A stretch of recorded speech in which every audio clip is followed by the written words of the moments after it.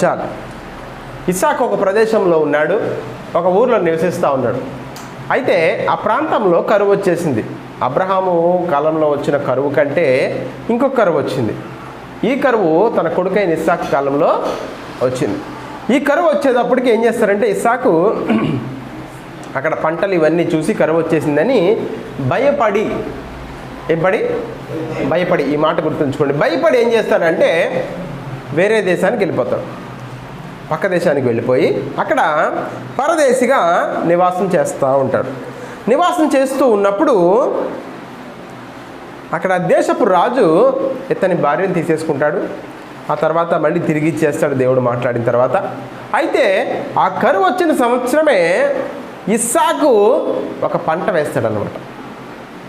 అర్థమైంది? అర్థం లేదా? ఇస్సాకు పంట వేస్తాడు. ఇస్సాకు పంట వేసినప్పుడు ఏ టైంలో? కరువు టైంలో. ఆదికాండం 26వ అధ్యాయం 12వ వచనం చదవండి. ఇప్పుడు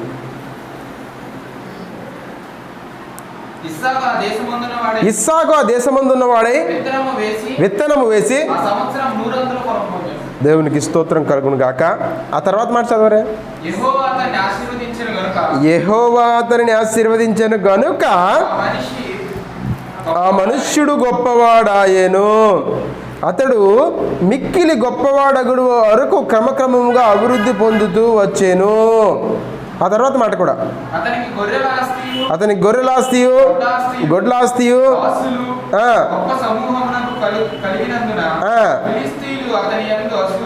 దేవునికి స్తోత్రం కలుగును గాక. కరువు వచ్చేసింది, తింటాకి తిండే లేదు. కానీ ఇస్సాకుకి ఒకటి గుర్తుందంట. ఏమనంటే నా దేవుడు నా తండ్రితో నిబంధన చేశాడు కదా, నా దేవుడు నా తండ్రితో చేసిన నిబంధన వల్లే కదా నేను ఈ ప్రదేశంలో ఉంటున్నాను. నా దేవుడు నా తండ్రితో చేసిన ఒక మాట వల్లే కదా నేను విశ్వాసంగా ఈ ఎడారుల్లోనూ ఈ కొండ ప్రాంతాల్లోనూ నాకు తెలియని జనుల మధ్య నేను ఉంటున్నాను. కాబట్టి నా దేవుడు నన్ను విడిచిపెట్టాడు, నా దేవుడు నన్ను మరిచిపోడు, నా దేవుడు నన్ను ఎప్పుడు కూడా వట్టిగా వదిలేయడు అనే మాట గుర్తు చేసుకున్నాడట. గుర్తు చేసుకుని అతను విత్తనం వేస్తూ ఉన్నాడు, పంట వేస్తూ ఉన్నాడు, విత్తనాలు చల్లాడు. విత్తనాలు చల్లితే అతనికి వచ్చిన ఆశీర్వాదం ఎటువంటిది అంటే 12 చదవండి. ఆ సంవత్సరము 100 ఫలము పొందెను. అంటే ఒక విత్తనానికి ఇంచుమించుగా 1000 ఒక 10,000 విత్తనం వచ్చి ఉండొచ్చు. అవునా? ఒక 1000 విత్తనాలు వచ్చింది అనుకున్నాం మినిమం. ఒక విత్తనం వేస్తే ఎంత వచ్చింది? 1000 విత్తనాలు. మినిమం 1000. 100 టైమ్స్ అంటే మినిమం 1000 వేసుకుందాం. అంటే ఒక్క విత్తనం వేస్తే, ఒక్క జీడి గింజ వేస్తే 1000 విత్తనాలు వచ్చిందట దాని నుంచి. మినిమం. దేవునికి స్తోత్రం కలుగును గాక. హల్లెలూయా. లోకం ఏం చెప్తుంది అంటే నీవు కష్టపడు, నీవు నేర్చుకో. నీవు కష్టపడకపోతే లోకంలో నశించిపోతావు, లోకంలో కొట్టుకుపోతావు, నువ్వు నెగ్గలేవు. మరి ఇస్సాకు ఏ హార్టికల్చర్ నేర్చుకున్నాడు? హార్టికల్చర్ నేర్చుకున్నాడా? అగ్రికల్చర్ నేర్చుకున్నాడా? బాటనీ నేర్చుకున్నాడా? ఏమన్నా వచ్చా ఇస్సాక్కి? ప్రార్థన చేయడం ఒకటే వచ్చు. సాయంత్రం పొలాల్లోకి వెళ్ళి ప్రార్థన చేయడం, ప్రశాంతంగా ఉన్న ప్రదేశంలోకి వెళ్ళి దేవునితో సమయం గడపడం, అది మాత్రమే వచ్చట ఇస్సాక్. దేవుడిచ్చిన వాగ్దానాన్ని గుర్తు చేసుకోవడం. కానీ లోకం ఏం చెప్తుందంటే నువ్వు కష్టపడి చదవాలి డే అండ్ నైట్, లేకుంటే నువ్వు సక్సెస్ అవ్వలేవు. అలాగని కష్టపడి చదవకూడదని కాదు. అర్థమైంది? అర్థం అవ్వలేదా? ఇంకోటి చెప్పనా? కష్టపడి day and night hard work చేసిన వాళ్ళకంటే తక్కువ చదివి ఎక్కువ మార్కులు వచ్చిన వాళ్ళు కూడా చాలామంది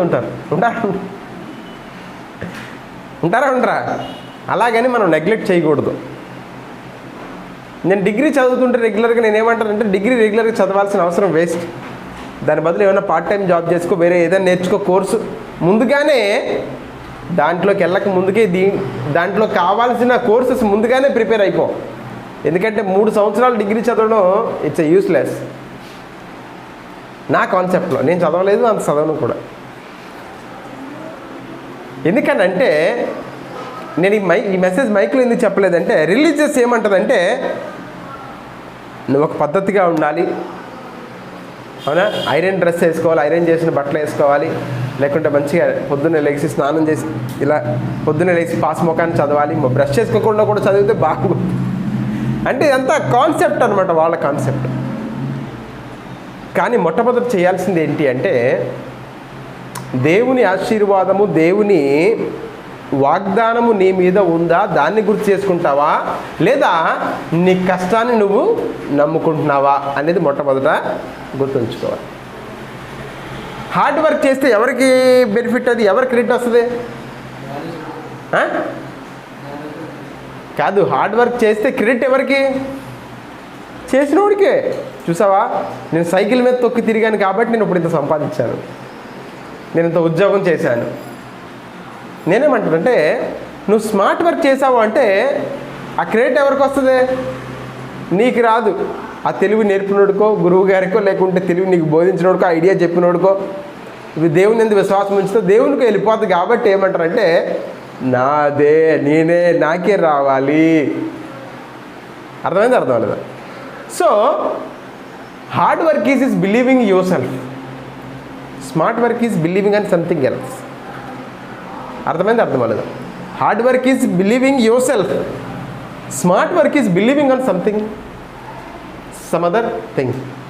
It can be any appliance, it can be any equipment, it can be a guide, it can be a coach, it can be a mentor, it can be God, it can be anybody who teaches you, guides you, uplifts you, helps you, improves you. అర్థమైంది? అర్థం. దేవునికి స్తోత్రం కలుగును గాక. హల్లెలూయా. People cannot take it. People cannot take it. They are not ready to take it. చాలామంది ఏమంటారంటే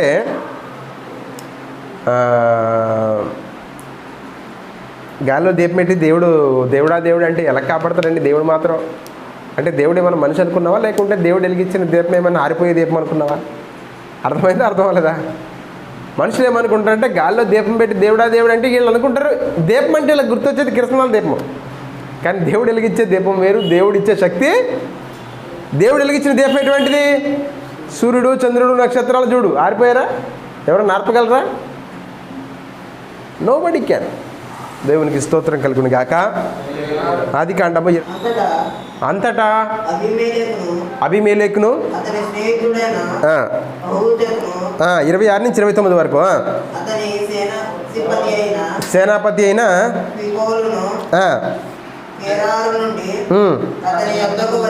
అతని యొద్దకు వచ్చిరి, ఇస్సాకు మీరు నా మీద పగబట్టి మీ యొద్ద నుండి నన్ను పంపి చేసిన తరువాత ఎందు నిమిత్తం నా యొద్దకు వచ్చిర్రి అని అడగగా వారు నిశ్చయముగా యెహోవా నీకు తోడై ఉండుట చూచితిమి గనుక మనకు అనగా మాకును నీకును మధ్యన ఒక ప్రమాణము చేసుకుందాం. దేవునికి స్తోత్రం కలుగును గాక. ఇస్సాకు గెరారు దేశంలో ఉన్నప్పుడట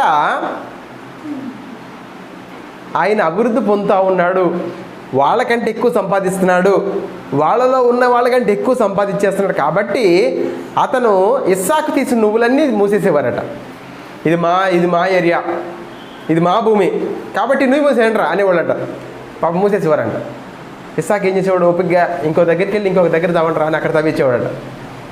అక్కడ నిలబడిపోయాయంట.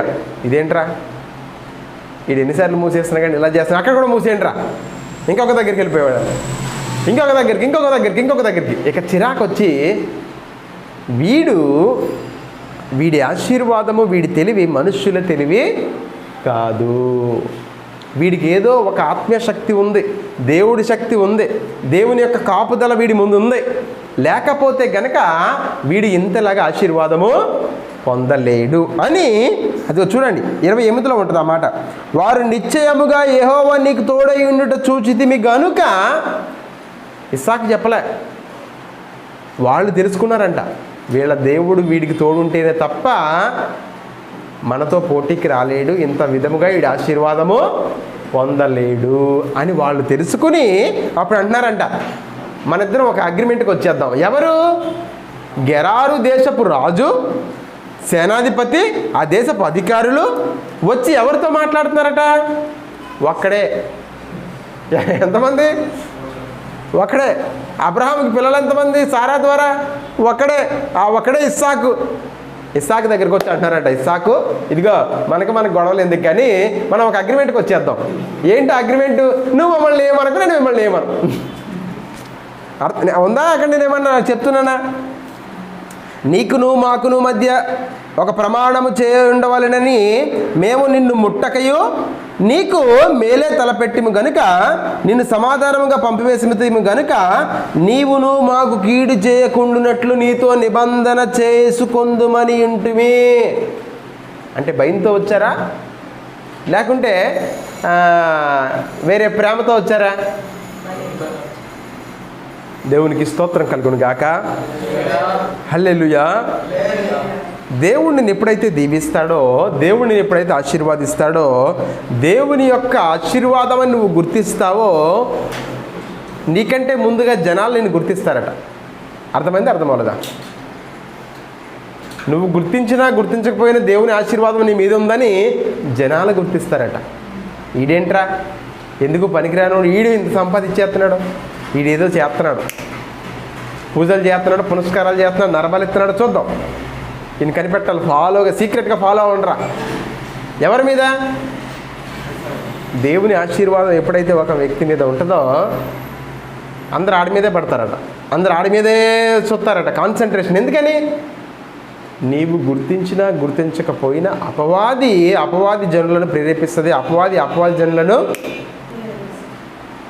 రెచ్చగొడుతుంది. దేవునికి స్తోత్రం కలుగును గాక. హల్లెలూయా, హల్లెలూయా. నా ప్రియ సహోదరి, నా ప్రియ సహోదరులారా, ఇది దేని వల్ల జరుగుతుంది అని మనం చూసుకుంటే కనుక అదే ఆదికాండము 26వ అధ్యాయము 24వ వచనం.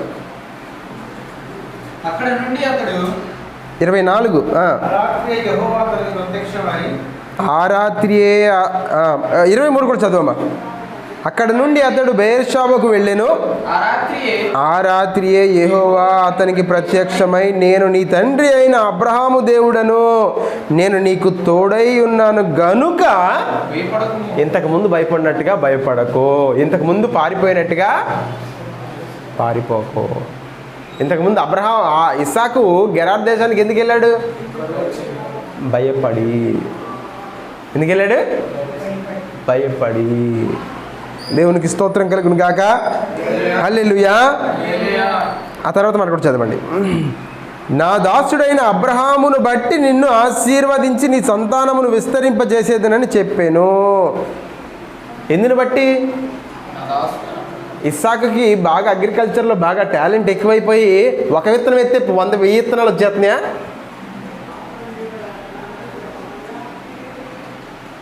ఆశీర్వాదము. దేవుడు చెప్తాడు, దేవుని సెలవు లేక ఏ సంతోషముగా భోజనం చేయగలవాడు ఎవడో చేయలేడు. అర్థమైంది? అర్థం అవ్వట్లేదా? దేవుడి సెలవు లేకే సంతోషముగా భోజనం చేయగలవాడు ఎవడు? దేవుని సెలవు లేక దీర్ఘాయువు కలవాడెవడు? దేవుని సెలవు లేక సంతోషముగా తన దినము గడుపుడు వాడెవడు? దేవుని శాపము లేకుండా ప్రయాసతో పనిచేయగలిగిన వాడెవడు? ఆ ప్రయాసం తప్పించుకోగలిగిన వాడు ఎవడు? దేవుని శాపం అది దేవుడు కావాలని ఇస్తాడా? నువ్వు దేవుని మర్చిపోయావు కాబట్టి ఇస్తాడా? ప్రసంగి గ్రంథము 3వ అధ్యాయము 25-26. ప్రసంగి 3:25. Book of Ecclesiastes chapter 3 verse 2:25-26. కాగా 25-26 2:25-26. ఆయన సెలవు లేక భోజనము చేసి సంతోషముగా నుండుట ఎవరికి సాధ్యము? భోజనం చేసినా సంతోషంగా ఉండాలి, దాన్ని అరిగించుకోవాలి, అరిగిన కొవ్వు గుండెలోకి వెళ్ళకుండా గుండాకుండా పనిచేయాలంటే ఏం కావాలి? ఆయన సెలవు. నువ్వు ఆహారాన్ని నమ్ముతున్నావా లేదా ఆయన సెలవును నమ్ముతున్నావా? ఆహారాన్ని నమ్మమంటే ఏమవుద్ది? గుండె ఆగిపోద్ది. మీకు తెలుసో తెలీదు, కుమార్ గారు చనిపోయారంట. కుమార్ హోసన్న మినిస్ట్రీస్ కుమార్ గారు, ఆ అమ్ములాంటి వాళ్ళ అన్నయ్య. సో ఇది రికార్డ్ అవుతుంది. సో అంటే ఇక్కడ మనం చూస్తే మనము సంతోషముగా ఉండాలన్నా ఆయన సెలవు లేకుండా ఉండలేము. తిన్నది అరిగించుకోవాలన్నా ఎంతమంది అయితే ఆ అజ్ఞానపు జ్ఞానంలో బంధింపబడి ఉన్నారో వారిపై ఉన్న అజ్ఞానపు లోక జ్ఞానపు అయ్యా బంధకాలు నజరేయుడైన యేసుక్రీస్తు వారి నామములో ఇప్పుడే సంపూర్ణంగా విరిగిపోమ్మని ఆజ్ఞాపిస్తున్నాడు తండ్రి. అయ్యా ఆత్మీయ జ్ఞానమును వారికి అనుగ్రహించండి, ఆత్మీయ తెలివితేటలను వారికి అనుగ్రహించండి, వివేచనను జ్ఞానాన్ని వారికి అనుగ్రహించమని, మీ కృపలో కాపుదలను భద్రపరచమని, మహిమ నుంచి అధికమైన నడిపించమని, ప్రతి విధమైన అవసరం తీర్చమని, అయ్యా నేను నమ్మిన వారిని తలగా ఉంచుతానన్నావు, రాకగా ఉంచనన్నావు. అయ్యా ఈ మాటలు వింటున్నా, ఈ మాటలు పలుకుతున్నా మా అందరినీ కూడా తలగా ఉంచమని, అయ్యా మహిమ నుంచి అధికమైన నడిపించమని సర్వశక్తిమంతుడైన క్రీస్తు వారి నామమున అడిగి పొందుకొనుచున్నాము తండ్రి. అందరూ కూడా సాక్రమెంట్ తీసుకోండి.